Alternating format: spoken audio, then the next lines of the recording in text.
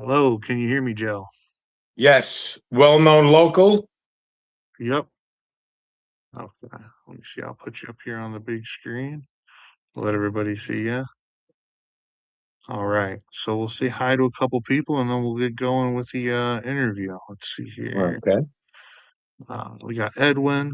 Hello, Edwin. Hello, Anita. See, these are all the people. Hello, Heather. Thanks a lot for you guys tuning in early and waiting for us. We had a couple technical difficulties we had to get figured out, but here we are. So we got Joe on here with us, and he's gonna tell you guys his story, and I think it's a pretty amazing story. And if you're a fan of The Sopranos, it's gonna be right up your alley. So let's see here. Oh, we lost you, Joe. I think we'll give him a second to come back on and get his. He's having some trouble with StreamYard. That's why we were running a little bit late, and so we'll give him a second to come back on. You hear me? Lost you there for a second. Yep. Yeah, I had it. I still. Yeah, no problem, man. So if you want to start us off and let everybody know who you are, where you're from, and we start off at the beginning of your story. My name is Joe, and I played Vito on The Sopranos, and I'm from New York, Brooklyn. How's that? Yeah, that's nice. Let's see. So you grew up in what was it? It was Bay. No, it wasn't Bayside. It was Gravesend and then Bay Ridge. Gravesend. Okay. Yeah. So you grew up there, and what was it like growing up there? Normal childhood, doing stick-ups when you're a kid, knocking off, getting protection money, robbing, stealing, in jail when I was 7, 8 years old, stuff like that.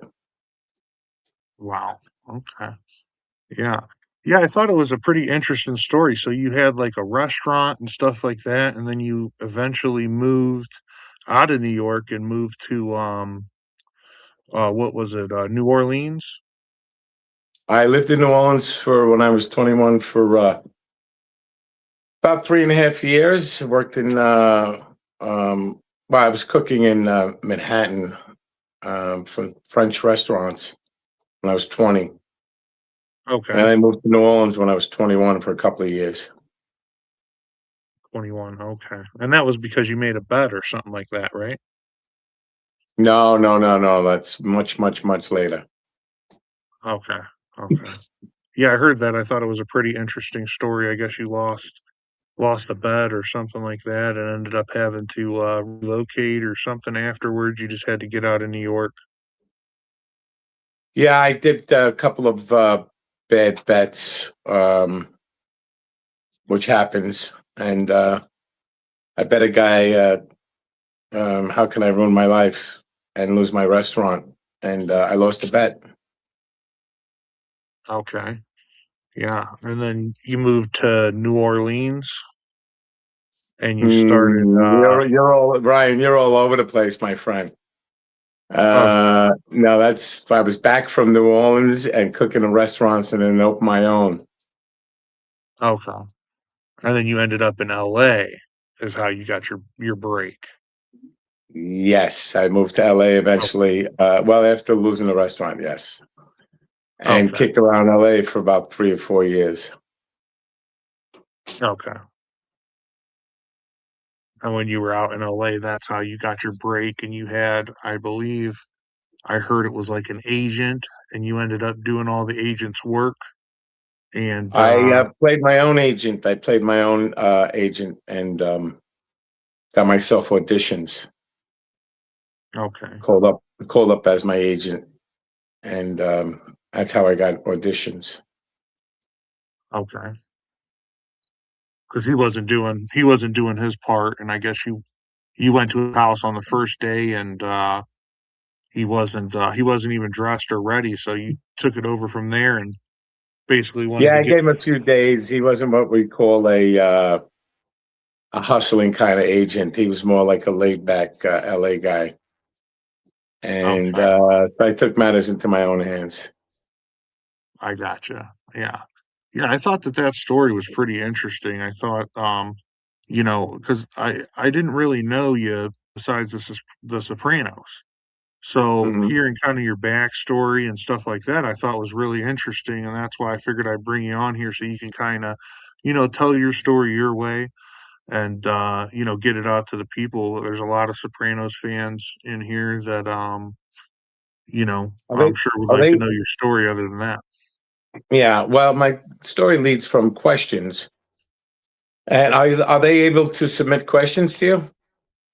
I got a couple here. It's mostly I, just we got one who wants to know if you're gay in real life or if you just I play. usually is that a guy or a girl?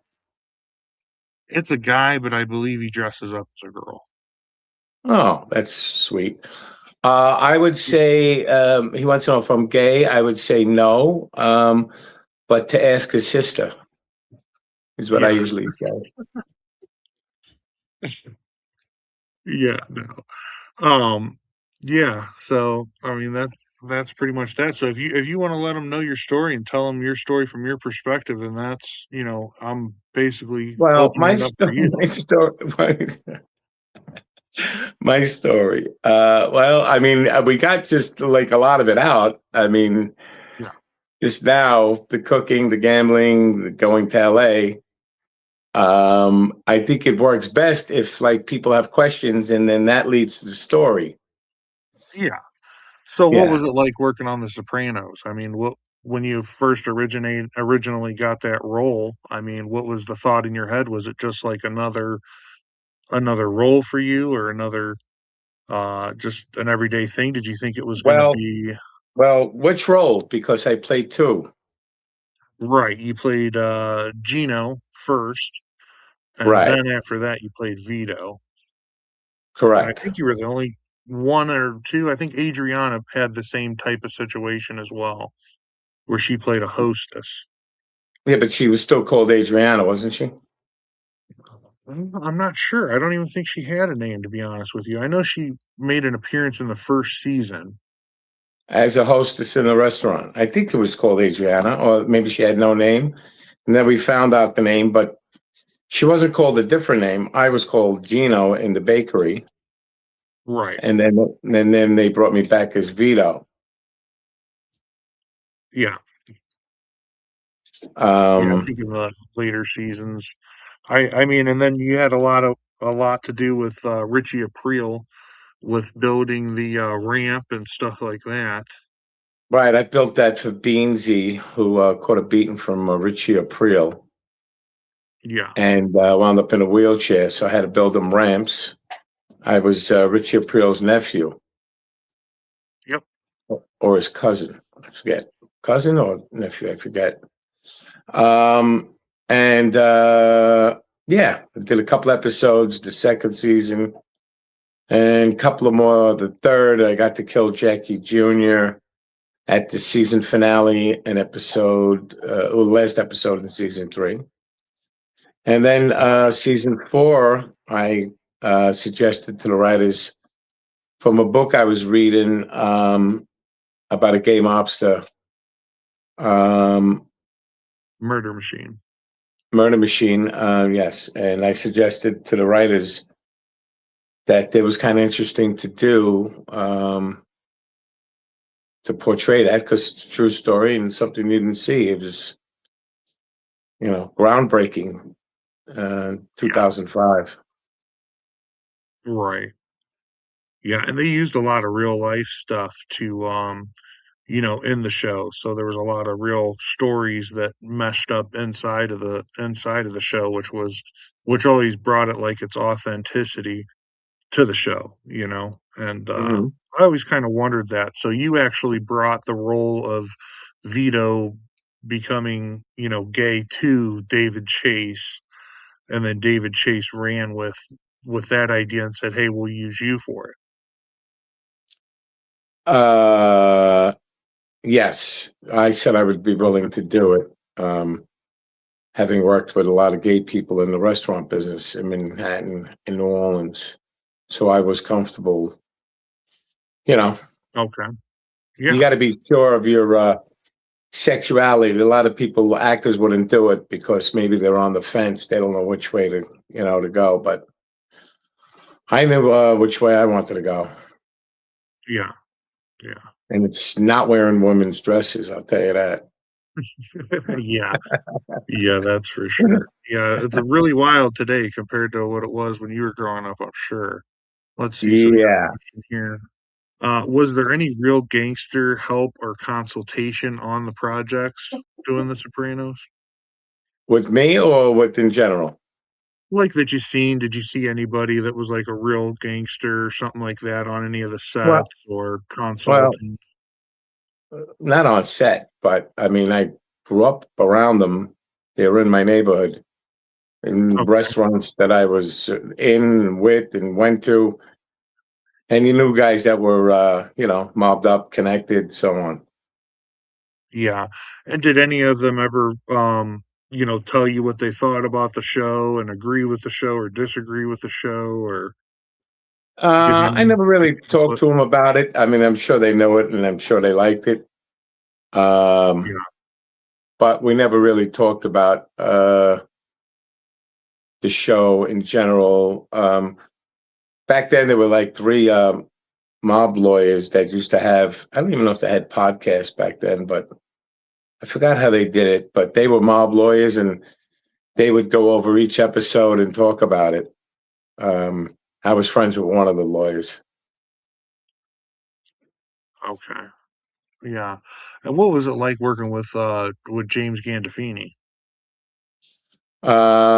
He was just a regular guy who was very talented, tremendous talent, and he's just a humble, down to earth, blue collar guy that was really gifted. You know. Yeah. Yeah. Yeah, I met him one time in an airport in Pittsburgh. I don't know if you were there or not. I can't remember. It was quite some time ago, but it was a good amount of the cast. It was at a casino in Pittsburgh, I believe. And I thought he was really down to earth when I met him. I mean, I think his death is a complete tragedy Yeah. and stuff like that. So You met him in Pittsburgh or at the airport. You said. I met him at the airport in Pittsburgh. He was Uh, doing wa- an event yeah. Was he for a alone casino. or with some of the guys? No, no. It was actually, I want to say it was like 10 or 11 cast members from The Sopranos. So there was guys in there that weren't even going to be in there till the next season, and we didn't know who they were. But we watched the next season, and you know, uh, we seen basically them in the next season. So we thought it was really cool. I met Paulie, um, James Gandolfini, even Artie Bucco was there. I can't remember all their real names, but it was pretty interesting. I wondered if you were No, going, if you were I there. wasn't there for that. I Okay. wasn't there for that. But those guys were already established in the show. Yeah. Yeah. Right. Yeah.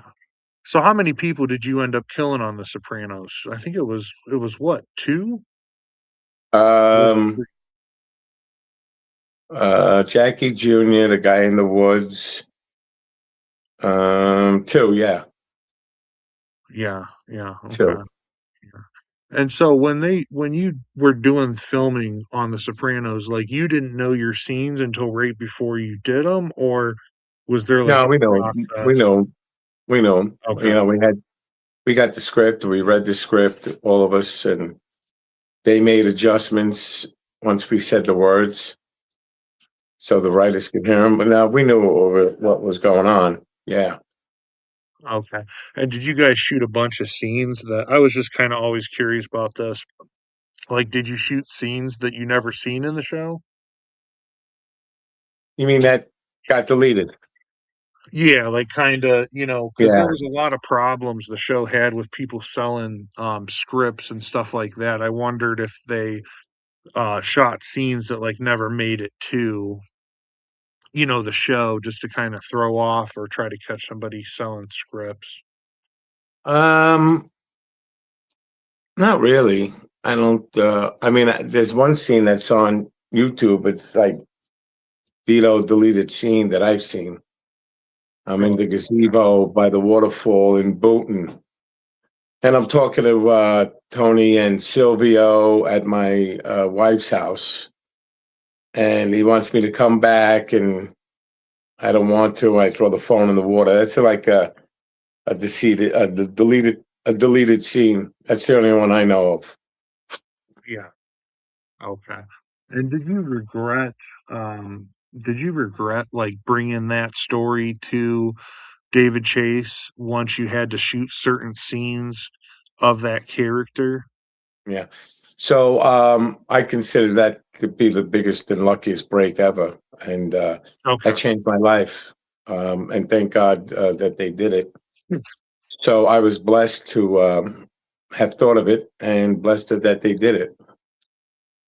Yeah. Okay.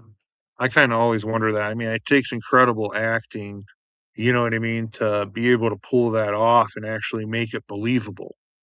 So I commend you on that. I mean, you did an amazing job with that for sure. Thank you. Well, That's it's I'm a self-taught chef, self-taught actor, so I just try to make my food as good as possible and my acting as believable as possible, and can only do as best you can.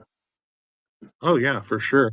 Yeah, if you want to tell the people about your what you're currently up to now, like as far as your chef work, let them know a couple things, see how they can, support you down there if they're interested in having you come cook or your book or something like that. Well, I do private cooking in people's houses that are Soprano fans, and I do that. Um, I've done it. I'm going to Chicago in a few weeks to do it at someone's house. I've done it in Florida, but mainly it's in New York, Jersey, and Connecticut. And Okay. so that's been a very good business for the last 5 years, I'd say. Yeah. Working with different companies and as far as spokesperson, trucking company. I'll be going to Indiana to do some work for them. Working with a garlic company that has fresh frozen garlic. I got my hand in a few things. I'll be shooting a movie next week in a horror movie in Long Island. So I try to keep busy, and always people, approach me. Some are real, some are not. Um, but I stay busy. Do a lot of Yeah. cameos for people, for birthdays and graduations and so on. Yeah, definitely. So we got somebody in the chat wants to know what's your favorite thing to cook? I'm sort of when I cook professionally in restaurants, I was made sauces, what they call a saucier. Um, so I do like making sauces. Um, it's hard to say. I mean, cooking at home or cooking for parties, you don't really get to play like if you have a restaurant and or the chef somewhere, and you could really sort of create appetizers and soups and salad and entrees and pastas. then you can really play around. That's the part I like best. Yeah. Yeah, definitely. So if I was to hire you to come to my house to be a chef, what do I get to pick what you cook, or do you have like a menu or something like that? So I have several different options. I have a minimum of 16 people. Um, Prices range from 145 a person to 190. I do the shopping, they pay for the food. I have an assistant, they pay directly. And I'm there about 10 hours. Um, I do about 20 appetizers, a pasta course, and then the entrees. And then I tell my story and they do a Q&A and I take pictures with everybody. And it's a memorable, very unique concept that I do. And yeah, so, people get in touch with me and they think I cook for four people or six or two. And it's not cheap. So Yeah. not everybody goes for it, but that's okay. Yeah, Yeah, definitely. Yeah, it definitely sounds interesting. I wouldn't see it being worth your time to come and cook a meal for four people. You know what I mean? Just I out of wouldn't even all know the, how. I mean, yeah, you can't buy ingredients for. I cook.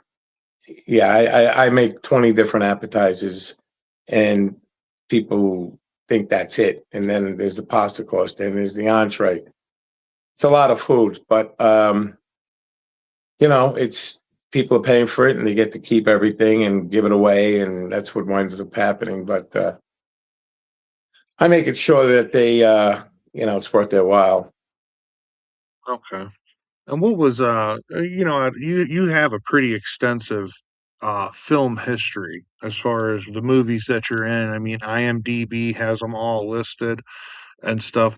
What's one of the favorite things or one of the favorite memories that you have from any one of those movies or TV shows? It doesn't necessarily have to be The Sopranos, but what would you say is one of your best memories and working on the set somewhere?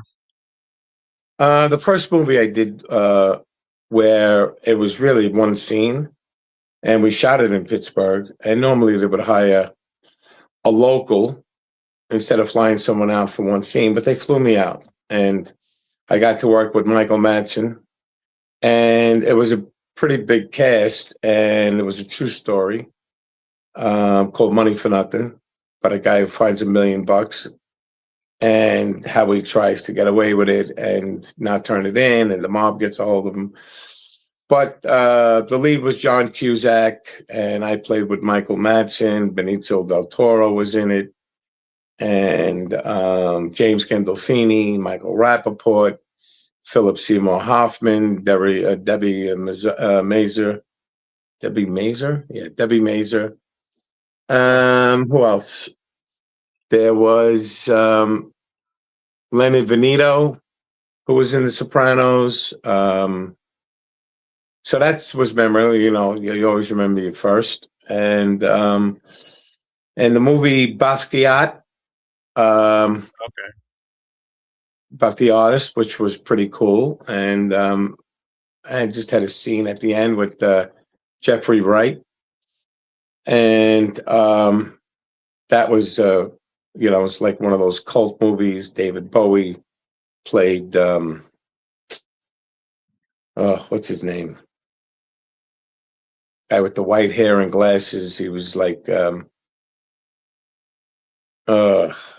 can't remember his name. Andy Basquiat. Warhol. Okay. Bowie played Andy Warhol. Yeah. Okay. Um, yeah, and that was a good cast. Yeah, definitely. Let's see. What's some of Joe's all-time favorite movies? So, what are some of your favorite movies to watch? I always like, I don't know why, Witness for the Prosecution. It was Charles Lawton, Tyrone Power, and Marlena Dietrich. I don't know why I like that.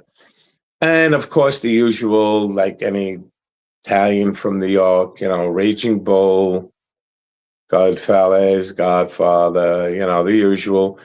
Pope of Greenwich Village, another good one. And TV show, I would say The Offer on about the making of. It's not a documentary; it's not really a reenactment. The Offer about The Godfather. That was the best thing. I don't watch a lot of TV, if any. Yeah. Okay. Yeah, I think it's pretty interesting.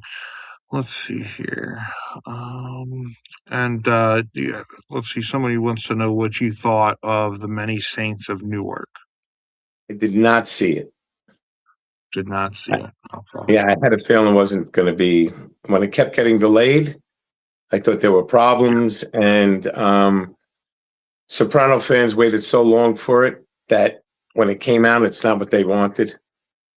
They wanted to see the bang and mob stuff, and I think they were trying to make a politically correct or a social statement.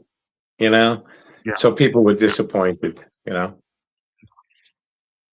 Let's see here. Go through some of these questions that I was emailed and see what's going on. Yeah, a lot of them are. Did you see? What did you think when you watched The Sopranos? Did you watch The Sopranos every week, or did you wait until the job was done? No, I watched it every. Well, no, I watched it every week. I watched it because you don't know what they're going to. You read the script, but you don't know the music. You don't know how it's going to all work together. And I watched it like everybody else. We cleared out restaurants at 8 o'clock, and then 9 o'clock, you didn't call anybody. It's back in 2004, five, six, seven, and the TVs and the cable boxes aren't what they are today.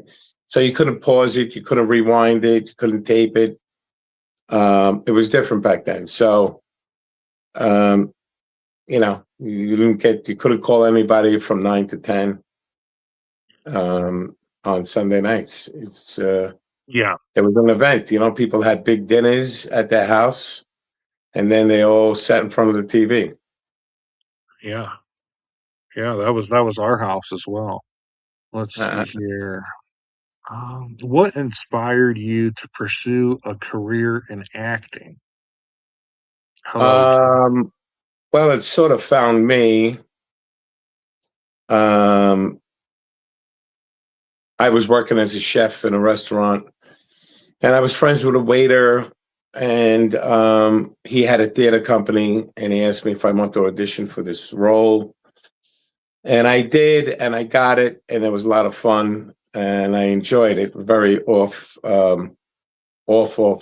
Broadway.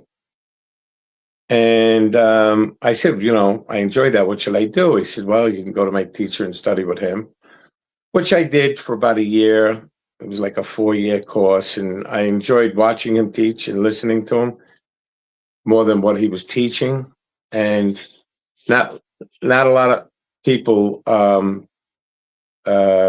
made it through his class. I keep hearing noise. I'm sorry. Yeah. Oh, no problem. Um, I what do you call? Yeah. So you got thrown out of the class. I mean, he was just a real character, this teacher. So I got my taste of doing that, the acting, and then when I had to leave New York, I called him up. He was living in L.A. I was either going to go to Italy to live, and just or L.A. to pursue the acting, and I went to L.A. Yeah, yeah, pretty interesting. Let's see here. Hello, Joe. I am Joe from Long Island. If someone was going to make your life into a movie, who would you want to play it? So, who would you want to play you in a bio of your movie, I guess? The Rock, Yeah. or Hey, maybe Douglas. Denzel. Uh, I don't know. I guess, I mean, I can't even think of like a young actor.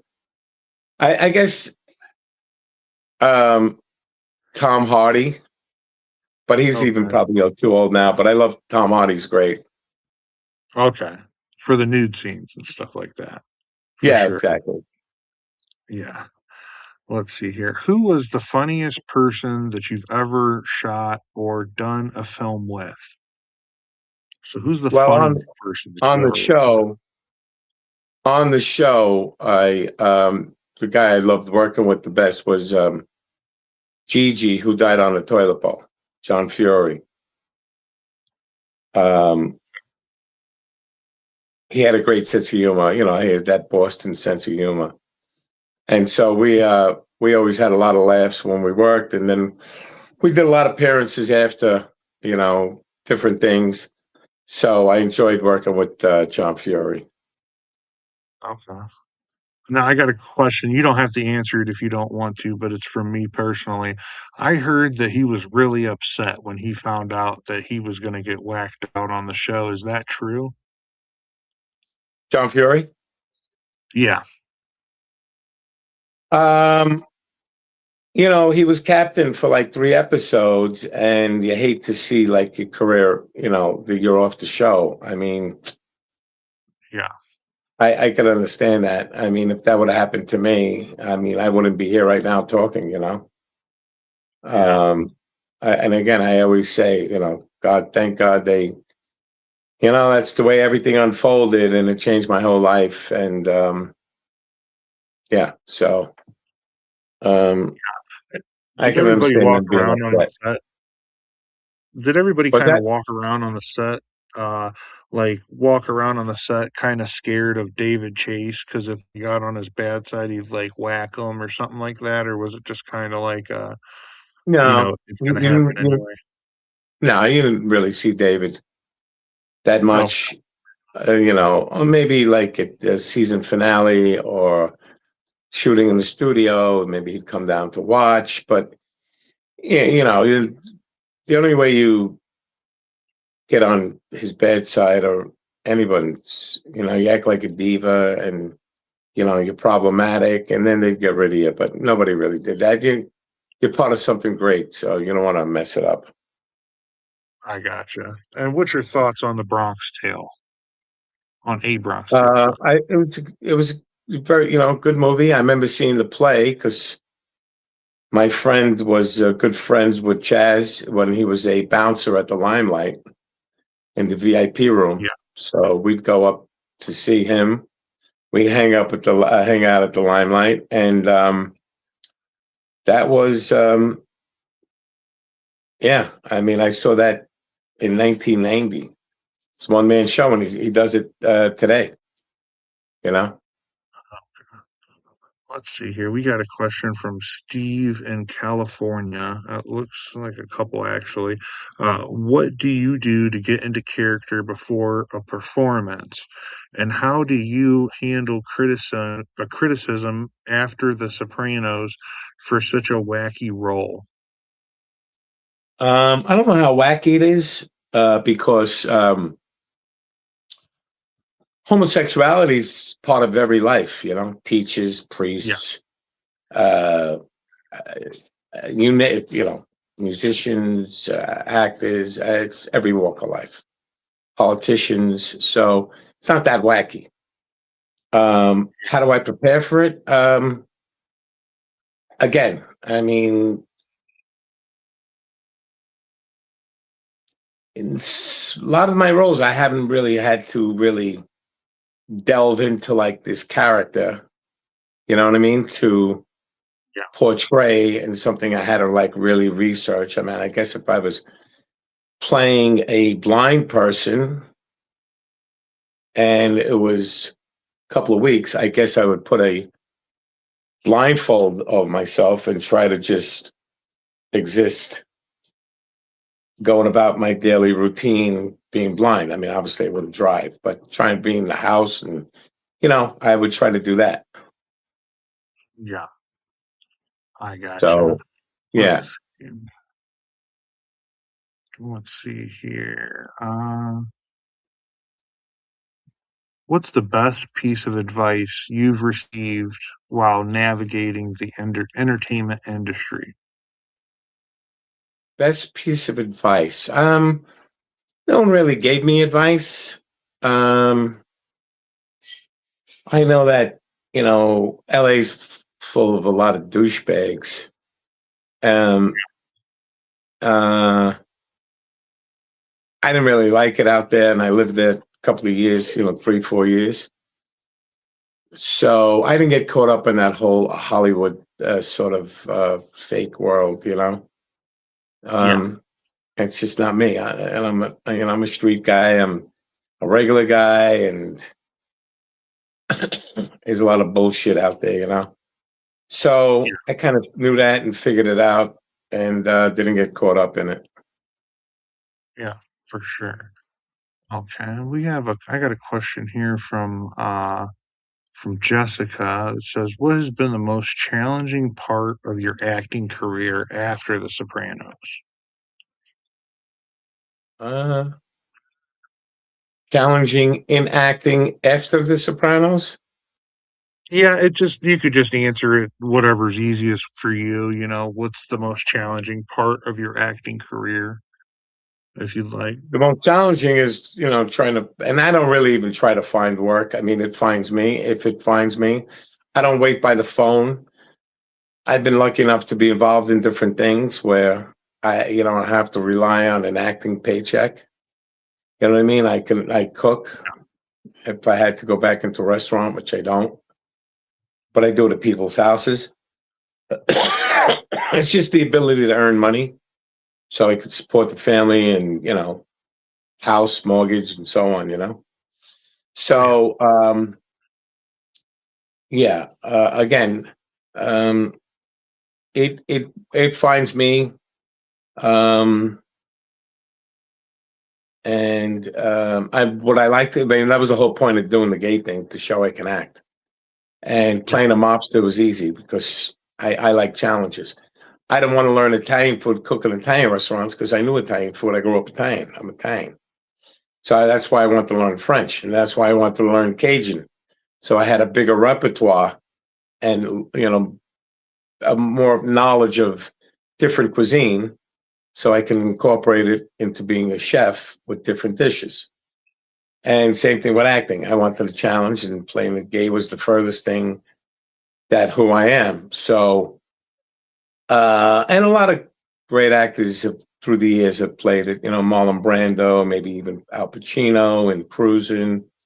Um, you know, there's been a lot of gay actors that portrayed gay, but they were gay. So not a stretch for them. I mean, the biggest challenge was when I had to kiss Johnny Cakes. You know what I mean? It's not something yeah, I just wanted to get it over with. And I knew the actor that played him. He was a New York guy, and I was actually friends with him before when I saw he got the role. That was, nice to know. yeah, yeah. You definitely played very. It was very realistic watching you act that. It was like really believable. You know what I mean? So I definitely give you props on that. I mean, I'm sure you heard this a dozen times at least. But, Well, my I favorite appreciate scene that. was where you were putting the stuff together and you're looking at your clock and then it's like you think it's been 3 hours, but it's really been like 15 minutes. I thought that that was hilarious because I think everybody's been there. You know what I mean? Well, that's the inner monologue that I have.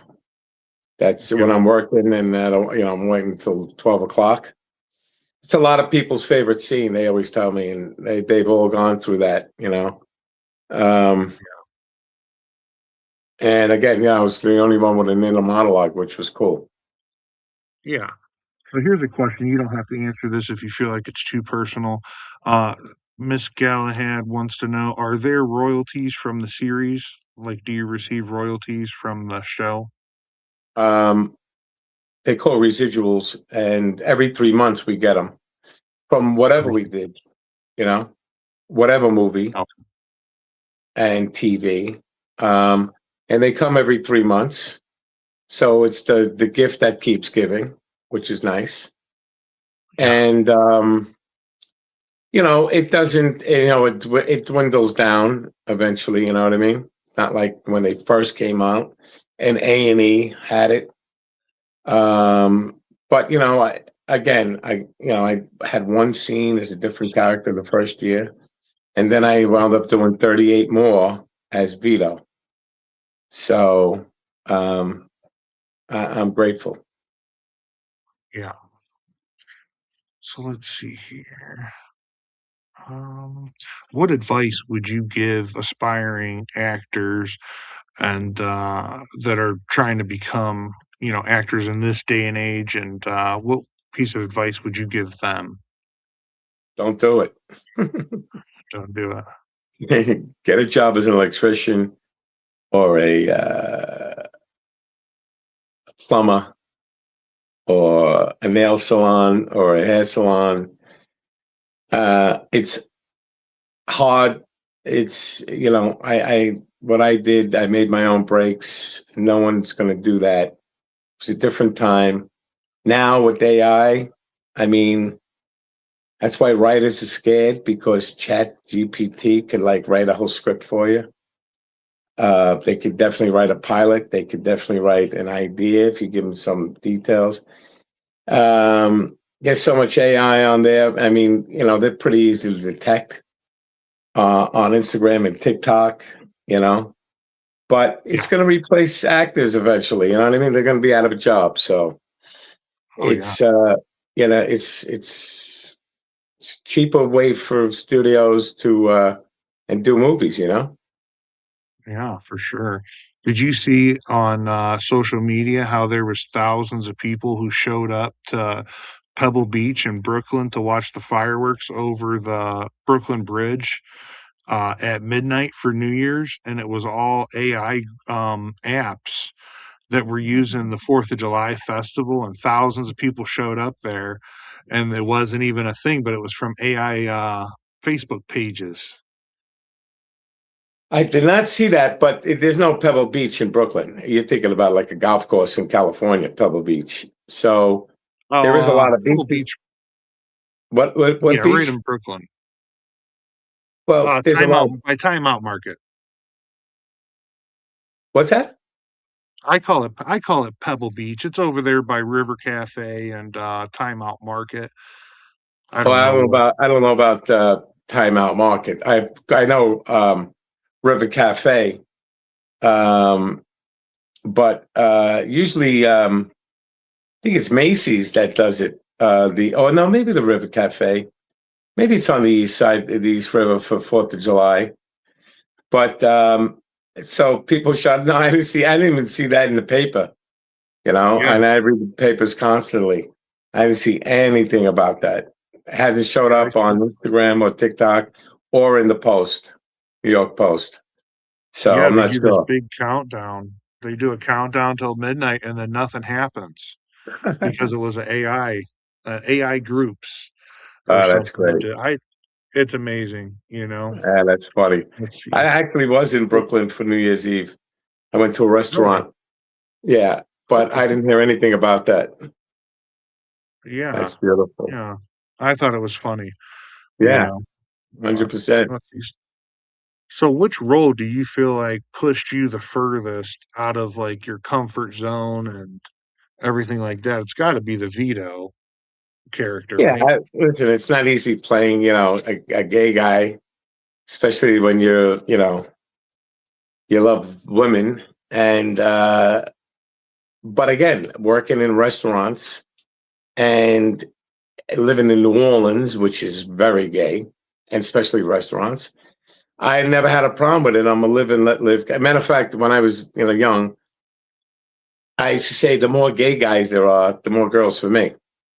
So Yeah, I was always comfortable. I worked in a total gay restaurant, which is the funny thing. Me and this guy Danny from the Bronx was straight, and the chef. Everybody else was gay. The owners, the cooks, certainly the waiters, and the clientele. And the waiters used to bring the girls in the kitchen for us to meet. Because I was 175 pounds, and I'm still a good-looking bastard, but they was like had crushes on us. Me and this kid Danny from the Bronx. Um, yeah. So, what was the question? Oh, the comfort zone. Yeah. Other than that, yeah, that's probably the hardest thing, and and I'll probably never do it again because I did it, and I don't want to perpetuate that image, So Yeah, yeah, for sure. Let's see here. What is gabagool? My Albanian friends are watching and want to know. gabagool is a cured pork Italian product. Kind of like prosciutto, but not as maybe dried out as prosciutto.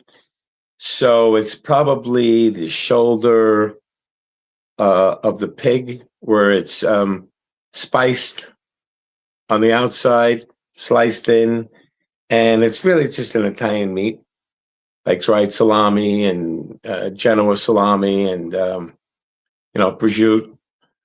And it's capicola, Capicola. But like anything, like especially Italians, we slang it up. So we don't say ricotta, we say rigot. We don't say mozzarella, we say mozzarella. We don't say cavatelli, we say gabardine. We don't say calamari, we say galamar. That's the way we talk. Yeah, manicotti. At Manigot, Manicotti. Manigot, not manicotti, it's Manigot. Yeah. Yeah. Let's see. Who's a dream director or actor that you would like to work with in the future, maybe that you haven't already, and why? Um, see, I'm so out of touch with like who's doing what and now. Um, Well, it could be I somebody who's couldn't. died if you want. I mean, Just I somebody would have who's loved to work with Scorsese at some point. Even though I get credit for being in Goodfellas, I wasn't in it, you weren't so in I it. let that no, and I let that stay. I don't know how and why they got me in there, but yeah, I think they think I was Paul Savino or Paul or Vario, his brother Tootie, and they think it's me holding the umbrella running across the street. And yeah, so I would say Scorsese, and I like to cook for Scorsese. I like to cook for Coppola. Um, yeah, Oh, and as far as actor, I mean, I like Tom Hardy. I think he's great. Um, some of the English actors are great. That um, yeah. Peaky Blinders guy. I don't watch that, so I wouldn't know who that is. But um, trying to think who was out there. I think Marky Wahlberg's a pretty good actor. Maybe Ben Yeah, Affleck, Matt Damon. I think they're all pretty good. yeah. Mark Wahlberg's got a new movie coming out. I actually talked to Greg Scarpa's, I think, granddaughter or daughter about doing an interview, and she told me that. Let's Is see. it about Greg Scarpa? Yeah, yeah, I believe it's like Greg Scar. He plays Greg Scarpa, Mark Wahlberg, Yeah, man. real There you goofy go. looking. Yeah. Yeah. Let's see here. What do you do to decompress and find joy outside of acting? Something that like you just do for fun that maybe people don't maybe realize. I lost a lot of weight playing. I play today. I try to play twice a day. It sucks that it's cold and windy out. And when I travel, I take my paddle. So I play a lot of pickleball. In the summer, I play a lot of golf. I walk the course. I carry my clubs. So I'll play golf in the morning at 7 a.m. to 9. And I play 9 holes. It's a good course, big course. And then I go play pickle. Um, and, I'm a big sports guy. So I watch a lot of sports. Huge, huge, huge Giants fan, Yankee, Ranger, college. So that's pretty much it. Yeah. Okay. So sports and stuff like that. Yeah, every time I talk to you, you tell me you're at the gym, so you Yeah, definitely I go mean, I work hit the pretty hard. gym. And I try to, because I wrote a book called A Meal to Die For. It's a cookbook novel, loosely based on my life as a chef. And my agent got it to this woman. We developed a show out of it called Meals to Die For. Okay. And right now it's with Fox Nation. So we're just waiting for the green light. We submitted a budget. They love it. And uh, yeah. Let's see. How do you handle creative blocks and difficult days on the set? Well, I can't say that, I have much time on the set. I mean, acting jobs are few and far between. Much, um, I mean, again, I don't wait for the phone to ring, but it's nice to know that, I wish there was more roles. That was the more point to doing what I want to do, to show I can act. So it would open up doors, because eventually Sopranos would be over. And I wanted more roles acting. And people know me, I mean, but it never happens. So, I mean, it has happened and that I'm doing a movie, but people approach me directly, and some of it I turn down. It's schlocky, and it's, I hate the fake mob stuff, by bad Yeah. writers and stupid stuff. I don't want to do that. Um, so yeah, Yeah. Yeah, I agree. There's a lot of garbage out there now that's really hard to watch sometimes. Let's yeah, I see. How won't do you watch it. immerse yourself? How do you immerse yourself in a character? What's your routine before you would like shoot a scene or go on set? Do you have like a routine or anything, or how do you immerse yourself into a You character? just gotta know your lines. Okay. That's the most important thing, is knowing your lines, where to stand, and react how people are treating you and or talking to you, and that's the important thing, is listening, um, to what they're saying, knowing your lines, know your marks, and yeah, I'd say that's what I gleaned Okay. from watching acting. I learned really, riding the trains in New York when I was working in restaurants when I was younger, where you could look Okay. at somebody and not worried about getting stabbed, Yeah. um, and just, people watch. Yeah. Yeah. That's an amazing thing to do in New York, that's for sure. So here's a question for you. You don't have to answer this if you don't want to, but it says, "Hey Joe, do you have a significant other? If so, how did you meet them?" So they want to know if you're married or if how Yeah. you met So your. I met my wife right after, so I was 46 when I got married. I met my wife right after the security guard scene in a restaurant in Bay Ridge that was very popular, very busy. It was a jumping restaurant with a ton of mobsters, ton of hot girls at the bar. And I had an ex-girlfriend at the place with a guy. And I walked into this restaurant and everybody started clapping because that scene just came out with the security guard. And I went to the bar. I was going to get a table with me and my friend. And she said to her friend, "Who is that?" And she said, "That's the guy from Sopranos." And I immediately, and my friend said to me, "This girl, is single." And I immediately started flirting with her to get my ex-girlfriend jealous. And, but she was good looking. Yeah. And we wound up sitting on tables next to each other, and my ex-girlfriend was not too far from us. So I was picking off her plate. She was picking off mine. We took a walk outside. And I wound up getting engaged a month later, and we got married a year later. And I had like 450 people at my wedding. It was, I had like 18 ushers, because you make a lot of friends. You get married that late in the restaurant business.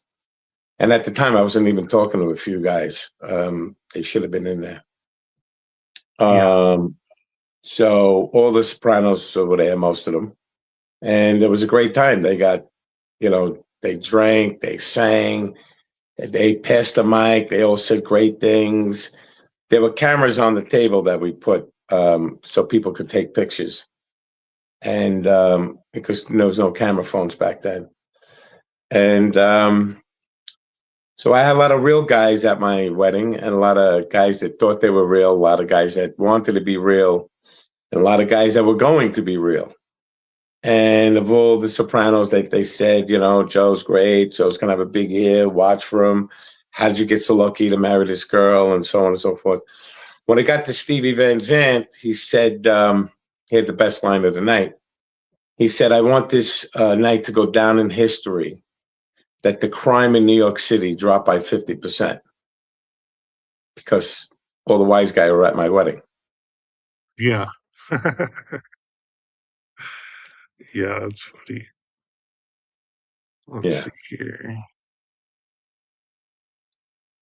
Let's see. So have you ever been rejected for a role in a movie, for something that you actually really wanted to play in?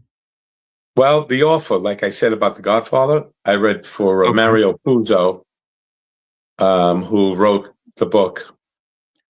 And usually, if I audition for something, I don't get it. I don't want to watch it because I'm annoyed. But I Yeah. watched this anyway because it was The Godfather, and the guy that I took did a good job. Um, yeah, he looked probably more like Mario Puzo than I did. But yeah, I don't usually, rejection is common in acting. You get Yeah. rejected 99 out of 100 things. Yeah, exactly. So we've got another question here. How do you define success? Just being happy, being able to support your family. Um, I got to be honest with you, if I may. Absolutely. I've been struggling with gambling for 50 years. And my wife had it, she threw me out of the house. I had to sleep in my car. She called the cops. And not because Oh, I was wow. gambling, but she says, you're going to stop gambling or you're going to get in the program. You're going to go to GA. And I didn't want to do it. She says, I'm calling the cops. And she says, I'm going to just say I don't feel safe with them in the house. And they'll take you away. Or at least they won't, and they know me in the neighborhood. So I slept in my car, and which was sucked. For a couple, I could hardly sleep. And thank God I had my clubs in the car because I went to go play golf at 7 a.m. But ever since then, that was August 11th, 2025. So I don't know how many days that is, but I haven't gambled. I stopped. And that's Yeah. the first time I go on these binges where I'm a degenerate gambler. I play 5 a.m. Korean baseball. I can't even say their names, but it's action. I don't know if you know anything about gambling. Yeah. Midnight, It's like me yeah. in So, tennis. what's that? I said that's like me in tennis. I don't even know anything about tennis, but I'm betting on it at, 2 in the morning because they're playing it across seas or something. Yeah, so Yeah, so I play, Yeah. Finnish hockey at 10 a.m. and Russian hockey and German and then I get to 1 o'clock and maybe I got, the 1 o'clock games and you got forget it, Yeah. yeah, so I'm, degenerate and binge and so on. And yeah, it's nice to know, like, the money I'm making now, whatever I make, I don't have to worry about, finances, and so it's tough. So being able to support your family, not, being a loser, because I got a daughter 16, I pay for private school. She's in a good school and she wants to go to some big time college, and it's going to be a lot of, money. It's going to be needing a car Yeah. soon. So, you know, you got to do the right thing. Yeah. Yeah, that's expensive. I got a 5-year-old, so I can only imagine what a 16-year-old runs up, you know. Let's see. She's Somebody good. wants to know, do you have a YouTube channel? No, I haven't done that yet. People have said, "Do you want to do podcast?" I don't do podcasts. I get actually bored with podcasts. I mean, I get because it's 25 years. Oh no, it's 18, 19 years now since the show, and I've told the story. I've done interviews on the radio. I've done interviews in papers, and I'm promoting them. And like any of your listeners, are they going to book a party? I doubt it. Are they going to come to a signing I'm doing? I doubt it. But I mean, at least they know it's out there. I do a lot of selling of my bobblehead, my book, a signed picture that people I put up for. They sold a lot of them for Christmas, and that's nice. And maybe they'll do that. I think it's a good deal. Um, Yeah, and your but book's name is A Meal to Die For, right? A yeah, it's a culinary novel of crime. correct. It's a cookbook novel. And people love the book. I mean, I would have liked to see that turn into a series, because it's Yeah. hard to capture good restaurant. Although everybody tells me The Bear on Hulu is very, like real restaurant. I've yet to take it to do, watch it. Someday I will, but not a Well, you lot were of on with movies Gordon watch it. Ramsay, right? What's that? You were on his show, like Gordon Ramsay or something like that, right? Yeah, I did Emerald's show, I did Bobby Flay's show, and I did Gordon Ramsay, and it's one of those reality shows that is so, nonsense. Yeah, So it was me and Vinny Pastore who played Pussy.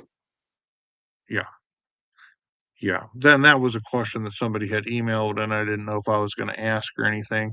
But what's your friendships like with prior cast members? Is there anybody that you dislike, or is there anybody that you won't talk to anymore? Does everybody get along for the most part, or how does that work? I had a falling out with a cast member. We Okay. were close at one time, and it's sort of personal. It's probably cost me a lot of money not being friends with him, but that's okay. Um, yeah, pretty much everybody else. Uh, but I don't really talk to a lot of guys. I mean, they're all scattered. I don't run into them. I don't run in the same circles. I mean, people have gotten older. They've passed. People go their own ways. So I'm sure except for this person, I'd be cordial. And I've done signings where there's a group of us that are on the show. And yeah, Yeah. Yeah, I think I'm gonna get with you about coming and doing a meet and greet and stuff like that too. We'll work that out. Uh, yeah, I'd Definitely in like the that. near As a matter of future. fact, who was talking about Cleveland? Was it you? I'm not sure. You're not from Cleveland, No, right? No. no. No, yeah, I know they have a Little Italy section. Yeah, no, Yeah, someone else. I mean, I got so many things going on. Yeah, yeah, for sure. yeah. Yeah, so let's see. Is there anything that you would like to tell? Let's see, we got 131 people watching. Is there anything that you would like to tell the people that are listening as the first week of the year? Is there a message you'd like to spread or anything like that before we end the interview? Well, number one, I always tell people is to stay safe, because there's a lot of fucking animals out there. And, you know, um, I guess Monday I go to, Greenport, Long Island, which is like way out there, past the Hamptons, I think.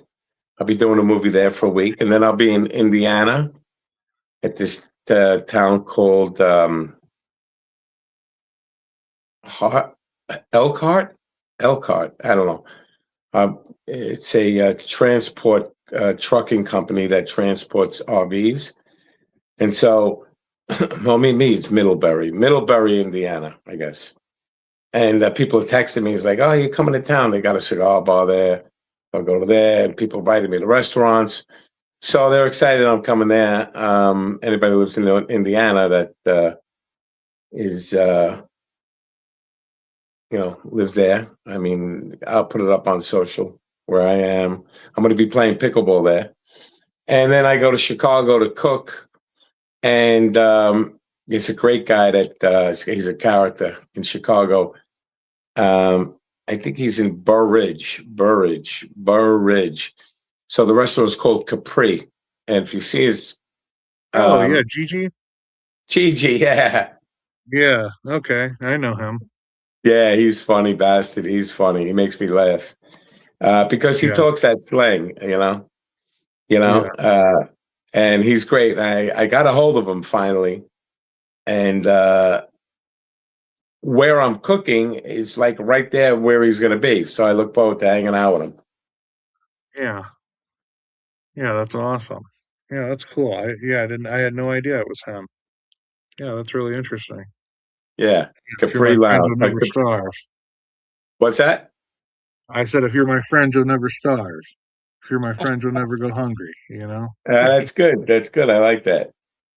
Yeah. Yeah. All right, buddy. Well, yeah. Let's see. Got any more questions in here? No. So I didn't want to keep too much of your time. I appreciate you coming on and letting me interview you and stuff like that. So I guess we'll end the interview. I thank you for your time and all that. Yeah. And It was a we'll talk. pleasure. Yeah, once we got rolling, then it was good.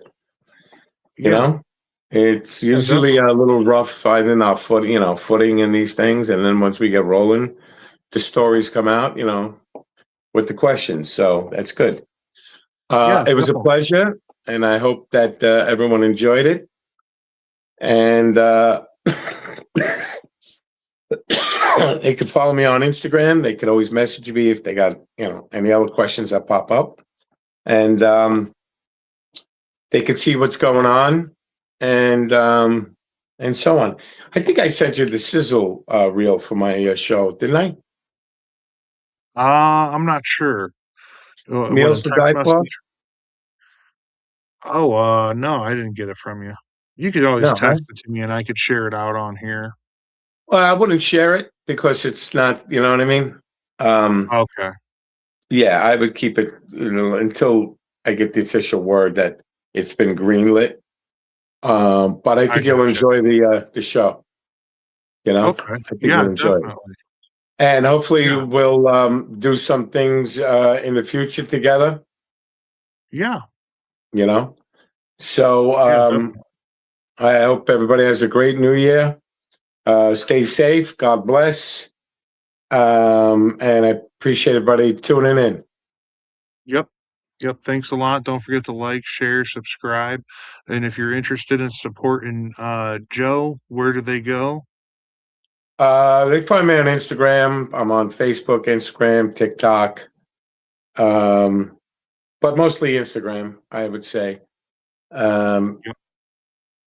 So interested in a book and a bobblehead, a signed picture, you can message me. It's bobblehead is pretty cool, and I'm sure I got pictures of it and so on.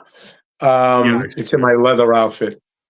So we'll talk, and thank you. Yeah, thanks a lot. All right, everybody, have a great night and happy New Year to everybody watching this. This is the first interview of the year, and I'm glad it was Joe. All right, buddy, you have a great night, and happy New Year's to you and your family. All right, brother. You too. Be well. All right. I'll see you. Bye.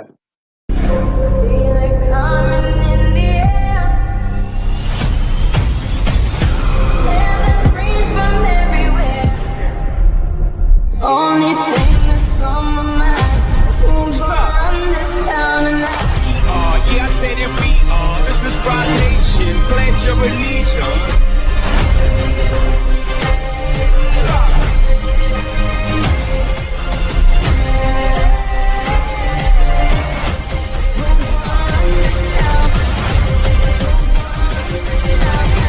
We gon' run this town.